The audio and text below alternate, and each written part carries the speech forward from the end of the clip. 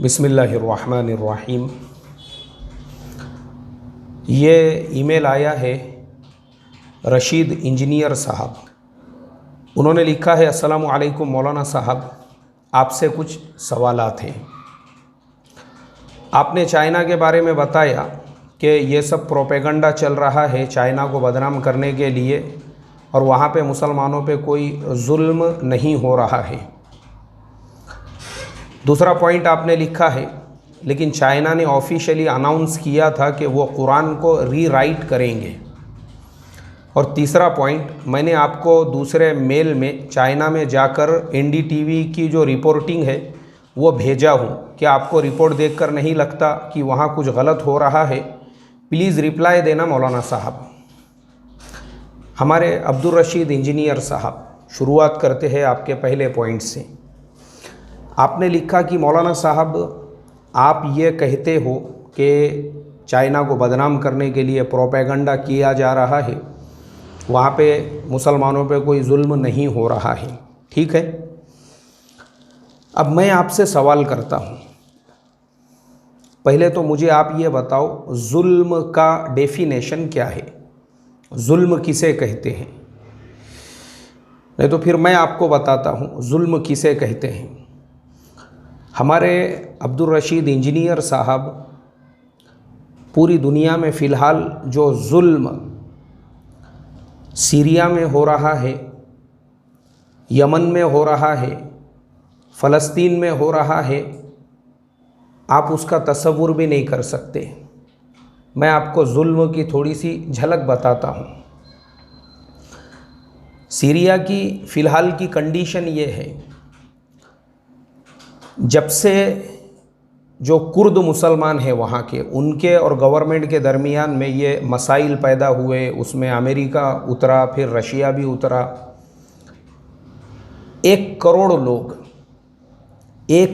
लोग उन्होंने अपना घर दार, अपनी बस्तियाँ, अपने शहर वहाँ पे छोड़ दिए हैं, और वो सब खंडर हो चुके हैं।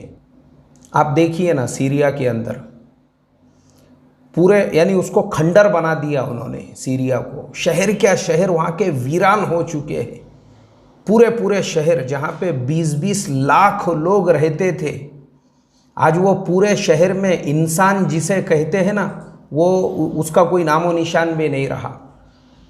अब्दुल रशीद इंजीनियर साहब, जुल्म इसे कहते हैं जो ख़ुद मुसलमान ने दूसरे मुसलमान पर किया, उसके पूरे शहरों को बर्बाद कर दिया। ये जुल्म है। ये लाखों सीरिया के लोग तुर्किस्तान के बॉर्डर पे, फिर तुर्किस्तान में दाखिल होकर, फिर वो जो है वहाँ से यूरोप के मुल्कों में दाखिल होने के लिए कश्तियों में सवार होकर, और कश्तियों में सवार होकर कईयों की कश्तियाँ डूब रही है, और बर्फीली जो हवाएं चल रही है, वो सब आपके ईमान वाले जो भाई है और बहनें हैं उनके साथ हुआ है।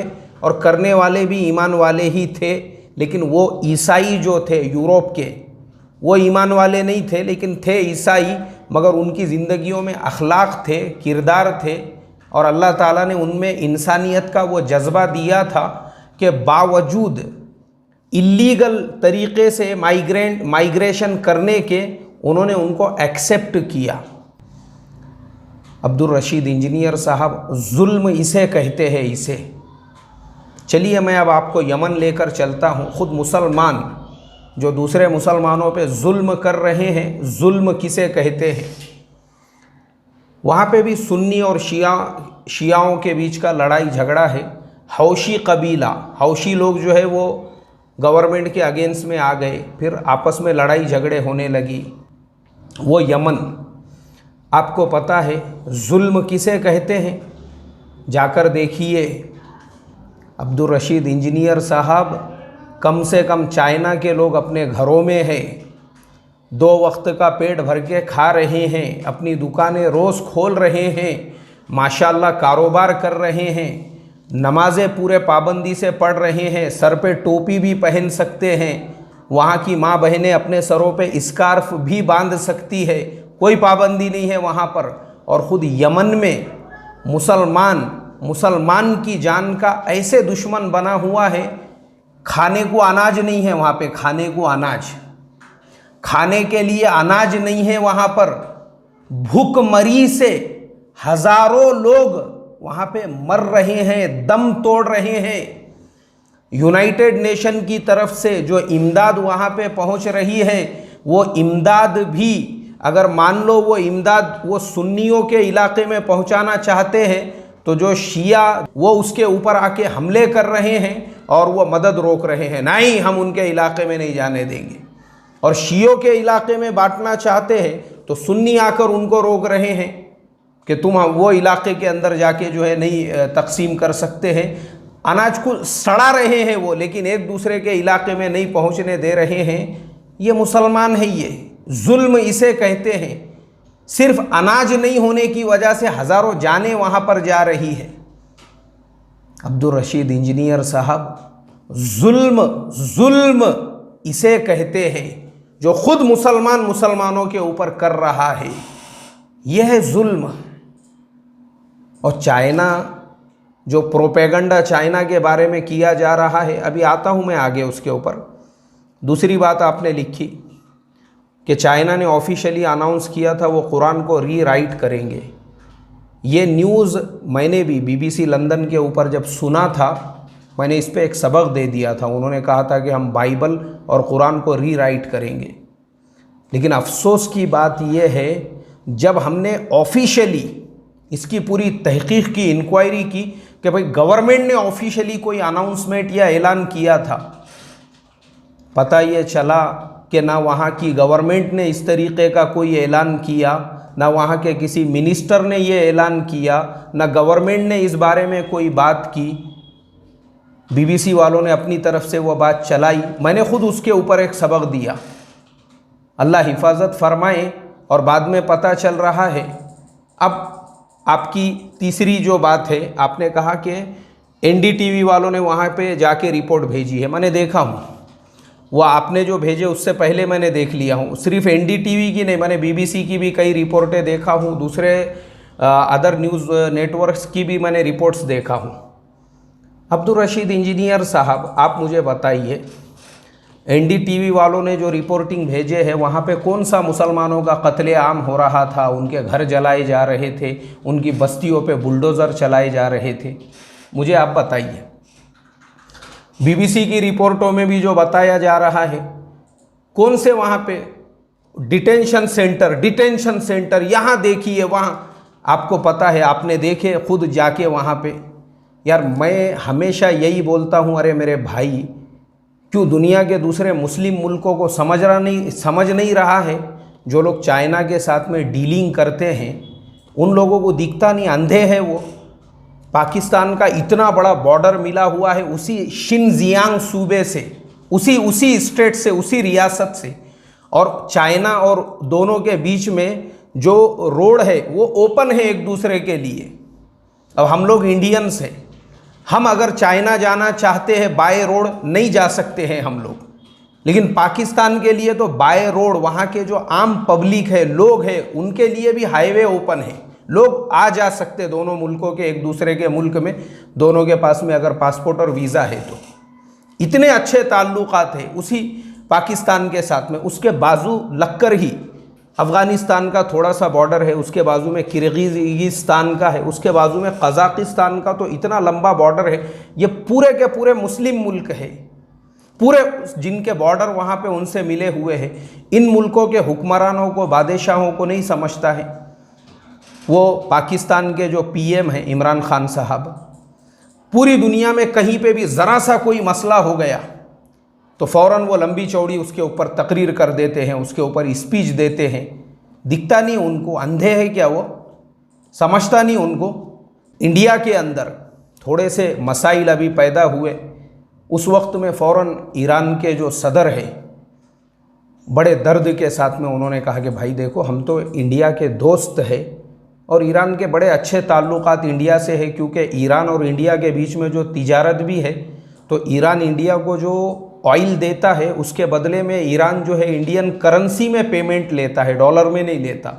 तो उसका इंडिया को सबसे बड़ा फ़ायदा ये है कि दोनों मुल्कों के बीच में उनको डॉलर ख़रीदना नहीं पड़ता, जिसकी वजह से इंडिया का बहुत ज़्यादा उसमें फ़ायदा हो जाता है। उन्होंने कहा देखो हमारे आपके इतने अच्छे रिलेशन्स हैं, मगर मुसलमानों के साथ दिल्ली में जैसे हालात और हादसात पेश आए वो ज़रा सही नहीं थे, ये उन्होंने कहा है। तो मुझे आप बताओ, उनको चाइना के बारे में नहीं समझता है? उसके बाद में और भी जो अरब ममालिक है, सऊदी वगैरह वगैरह, सारे मुल्कों को आप ले लीजिए। अब्दुल रशीद इंजीनियर साहब, उन सबको मालूम है, सबको मालूम है, ग्लोबल जो पॉलिटिक्स है सब जानते हैं, ये पूरी दुनिया के बड़े बड़े लीडर्स, कि आज नंबर 1 बनने की जो होड़ लगी हुई है वो चाइना और अमेरिका के बीच में, दोनों के बीच में। हर एक, चाइना ने ग्लोबली यानी इकोनॉमिकली पूरी दुनिया पे कब्जा कर लिया ऑलरेडी।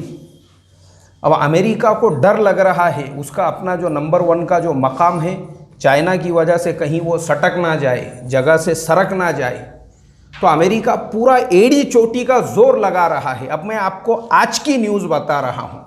अब ट्विटर के ऊपर जंग चल रही है। डोनाल्ड ट्रंप ने एक ट्वीट किया जिसके अंदर उसने कोरोना वायरस को चाइनीज़ वायरस कहा, तो चाइना में फिर वापस से उचक गए वो लोग। उन्होंने कहा कि नहीं, ये अमेरिकन वायरस है। जो आज से 6 महीने पहले कुछ अमेरिकन सोल्जर्स वुहान में आए थे ट्रेनिंग के लिए, तो ये अमेरिकन वायरस अपने साथ में लेकर आए थे, तो ये चाइनीज़ वायरस नहीं है, उन्होंने उसको अमेरिकन वायरस कहा। तो कैसा है, पूरी दुनिया जानती है चाइना और अमेरिका के बीच में ग्लोबल लीडर बनने के लिए होड़ लगी हुई है। और जितना भी अमेरिकन मीडिया है, चाहे CNN हो, चाहे BBC हो, चाहे कोई और चैनल हो, वो सब पूरी ताकत और एड़ी चोटी का जोर इसी बात के ऊपर लगा रहे हैं कि चाइना के अगेंस्ट में सबको खड़े करने के लिए, खाली मुसलमानों को नहीं है, जिस मुल्क की भी चाइना से दुश्मनी है वहाँ के कुछ मसाइल खड़े करके चाइना तुम्हारा भी दुश्मन है, चाइना तुम्हारा भी दुश्मन है। साउथ कोरिया वालों को कहा तुम्हारा भी दुश्मन है। अब मैं क्या बताऊँ आपको, हांगकांग के अंदर पिछले 11 महीनों से जो हांगकांग के लोग प्रोटेस्ट कर रहे हैं, हांगकांग के पूरे लोग धरने आंदोलन पे, कौन है वो प्रोटेस्ट के पीछे? पूरी दुनिया जानती है किसकी ताकत है उसके पीछे। ऐसा है हमारे अब्दुल रशीद साहब। तो पहले ये ग्लोबल पॉलिटिक्स को आप समझिए और आप देखिए कि वाकई में वहाँ के मुसलमानों की सिचुएशन क्या है। मैं आज सुबह में ही एक वीडियो देख रहा था ईद के मौके का, उसी शिनजियांग सूबे का। तो जिसने वो वीडियो बनाया था वो कम से कम 1 किलोमीटर दूर था और उसने वहीं से बोले मैं ईद की नमाज के लिए जा रहा हूँ, उसका अपना चैनल है। तो उसने बताया कि मैं जा रहा हूँ, मस्जिद करीब आ रही है, अब मुझे मस्जिद के मीनारे नज़र आ रहे हैं। और जैसे हमारे मुल्क इंडिया के अंदर हम लोग मस्जिदों में ईद के दिन जो है ना तकबीर पढ़ते हैं, वैसी तकबीर वहाँ पे पढ़ी जा रही है। बोले अभी देखो मस्जिद की तकबीर यहाँ तक सुनाई दे रही है, मीनारे मुझे नज़र आ रहे। फिर अब मैं करीब जा रहा हूँ तो वो वीडियो में भी वो तकबीर पूरी का पूरी सुनाई दे रही थी। वो एक फॉरेनर है, लेकिन वो वहाँ पे जो है मुल्कों का सफ़र करते रहते और इस तरीके के हर मुल्कों के हालात बताते रहते। बोले अब मैं मस्जिद के करीब भी पहुँच गया हूँ। अब पहुँचे तो वहाँ मस्जिद पूरी भर गई है, सामने का सहन पूरा भर गया है। अब रोडों के ऊपर लोगों ने चटाइयाँ बिछाई हुई है। बोले मुझे तो अब रोड के ऊपर जगह मिल गई नमाज के लिए। ये हकीकत है, ये रियलिटी है। तो जुल्म जिसे कहते हैं ना, जुल्म, अगर जुल्म होता था आज उस चाइना में 1200, 1000 और 800 साल पुरानी मस्जिदें बाकी नहीं रहती थी। आज भी उस काशगर शहर के अंदर 1-1 हज़ार साल पुराने मुसलमानों के मकानात हैं, मस्जिदें हैं, मिट्टी की मस्जिदें हैं आज भी वहाँ पे बनी हुई। ये रियलिटी है, ये हकीकत है। और ये जो चैनल वाले जाके बोलते हैं डिटेंशन सेंटर, अरे भाई डिटेंशन सेंटर किसे कहते हैं? आपने देखे होंगे आसाम के अंदर कई लोगों की जानें चले गई डिटेंशन सेंटर में, उसको बोलते हैं डिटेंशन सेंटर। और वहाँ वो जो चला रहे हैं 3 वक्त का खाना देकर तालीम, तरबियत और ITI जिसके अंदर आपको कंप्यूटर हार्डवेयर सीखना है, आपको इलेक्ट्रिक का काम सीखना है, आपको कुछ और सीखना है, सीखो, हम आपको जॉब से लगा कर देंगे। उसकी ट्रेनिंग नौजवानों को दी जा रही है। इसे डिटेंशन सेंटर कहते हैं। इसलिए अब्दुल रशीद इंजीनियर साहब, आपसे भी और तमाम सुनने वालों से मैं यही कहूँगा, देखो मेरे मोहतरम भाइयों, अल्लाह के वास्ते जिस चीज़ का हमको इल्म नहीं है, सिर्फ अफवाहों को सुन सुन कर, सिर्फ अफवाहों को देख देख कर कभी भी यकीन नहीं करना चाहिए। आज के मुसलमानों के ज़िल्लत, मुसलमानों के खारी और मुसलमानों के ऊपर ये जितनी कौमें मुसल्लत हुई है, उसकी सबसे बड़ी वजह यही है कि वो हमारे बाप दादा थे जिनका दिमाग रोशन था और फ़ौरन वो समझ जाते थे कि कोई भी बात या ख़बर आ रही है उसके पीछे का रीज़न क्या है। और हम अंधे भैरे बनकर ऐसी बातों पर जो है अंधे भैरे बनकर ऐसे टूट पड़ते हैं। फ़ौरन कोई भी बात सुनते ही हम सोचते हैं कि हाँ बस 100% यही बात सही है, और यही हमारे बर्बादी की असली वजह है। दुआ करूँगा अल्लाह ताला से आज के मुसलमानों को अक़ल सलीम अता फ़रमाए, आमीन।